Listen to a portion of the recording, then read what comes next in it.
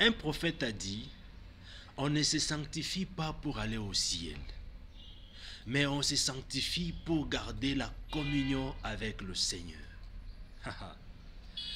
J'ai essayé d'analyser cette pensée, j'ai compris qu'il a raison. On se sanctifie chaque jour, chaque instant, chaque moment, pour garder rien que la communion avec le Seigneur Jésus-Christ.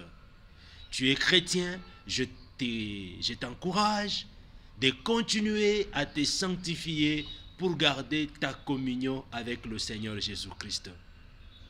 Si nous posons la question à Paul, Paul nous dira à son tour, sans la sanctification, nul ne verra le Seigneur. Regardez, selon mes analyses personnelles, j'ai compris que si vous êtes en bon terme avec quelqu'un, lorsque tu parles avec la personne, tu le regarderas dans les yeux.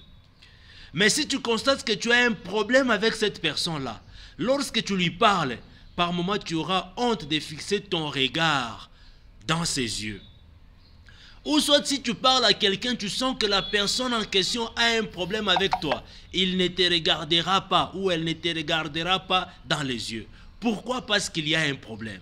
Sans la sanctification, nul ne verra le Seigneur. C'est-à-dire, lorsque tu te sanctifies, lorsque tu es en paix avec le Seigneur, tu peux regarder le Seigneur en face et lui expliquer ton problème sans aucune difficulté.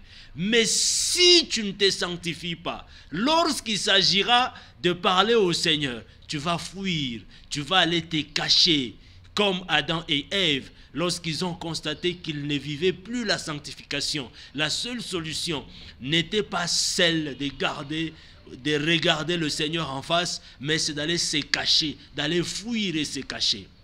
Autre chose encore, le manque de la sanctification dans la vie de quelqu'un fait à ce que la personne soit même impolie ou insolent vis-à-vis de Dieu. Hein? Quelqu'un dit non, non, ça ce n'est pas correct. Mais j'entends la voix d'Ésaü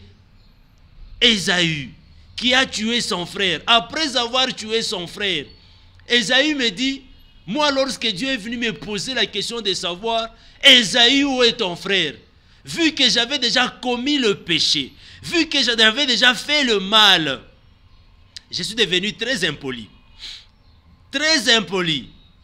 Et là j'ai demandé à Dieu, Dieu, est-ce que toi là, tu m'avais engagé en étant le gardien de mon frère? Bien-aimé, on ne se sanctifie pas pour aller au ciel, mais on se sanctifie pour garder la communion avec le Seigneur Jésus-Christ. C'est un homme de Dieu qui a dit cela. Je crois que cette pensée, c'est une pensée qui t'a béni, qui t'a visité aujourd'hui. Que le Seigneur Jésus-Christ te bénisse abondamment. Je t'encourage de continuer à te sanctifier pour garder la communion avec ton Dieu. Que Dieu te bénisse.